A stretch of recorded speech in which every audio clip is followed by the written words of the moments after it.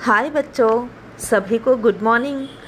आज से हम कक्षा 9वीं का संस्कृत विषय का पढ़ाई शुरू करेंगे। ये कक्षा 9वीं का पढ़ाई शुरू करने से पहले जो हमारे बीच में एक बहुत बड़ी बीमारी आई है उसके बारे में सबसे पहले चर्चा कर लेते हैं। हम सभी जानते हैं कि यह जो नई बीमारी है उसको कोविड-19 बोलते हैं, कोरोना वायरस डिसीज। कोरोना कोई बीमारी नहीं है, बहुत बड़ी महामारी है, इसीलिए घर पर रहने में ही हमारी होशियारी है। बच्चों, हम जैसे डेली व्हाट्सएप में एसएमएस करते हैं वैसे ही हमें दैनिक जीवन में एसएमएस का पालन करना पड़ेगा। एस माने sanitisation, M mask, S social distancing, इसका पालन जरूर करें।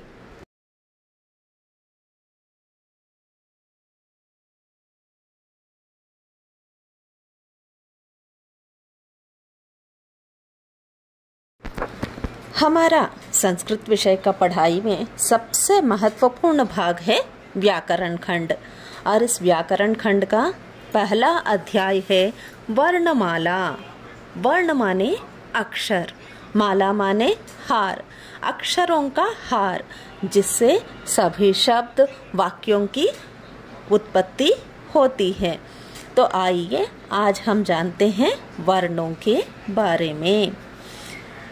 तो बच्चों, हमारे संस्कृत में कुल वर्ण हैं 46।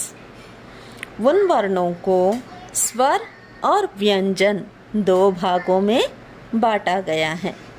जैसे ही आप चित्र में देख रहे हैं, वर्णों को कितने भागों में बांटा गया है? 2 भागों में बांटा गया है। पहला भाग है स्वर, दूसरा भाग है व्यंजन। और सबसे पहले अगर हम स्वर के बारे में बात करेंगे तो ये स्वर भी 2 भागों में बांटा गया है। पहला भाग है ह्रस्व स्वर, दूसरा भाग है दीर्घ स्वर। ह्रस्व स्वर माने ह्रस्व माने छोटा, दीर्घ माने बड़ा। ह्रस्व स्वर माने छोटे स्वर, दीर्घ स्वर माने बड़े स्वर। स्वर उन अक्षरों को बोलते हैं जिन अक्षरों को बोलने में किसी अन्य अक्षर का सहायता लेना नहीं पड़ता है, वे स्वतंत्र होते हैं। तो स्वर, ह्रस्व स्वर और दीर्घ स्वर। स्वरों को हम इंग्लिश में वोवेल्स बोलते हैं और व्यंजनों को कॉन्सोनेंट्स बोलते हैं। तो कुल स्वर है 13। ये 13 स्वर में से ह्रस्व स्वर 5 है, यानी छोटे स्वर 5 है। दीर्घ स्वर 8 है, बड़े स्वर कितने हैं? 8 हैं। तो आइए अब हम पढ़ते हैं ह्रस्व स्वरों के बारे में। ह्रस्व स्वर हैं अ, ई, उ, री और ऋ।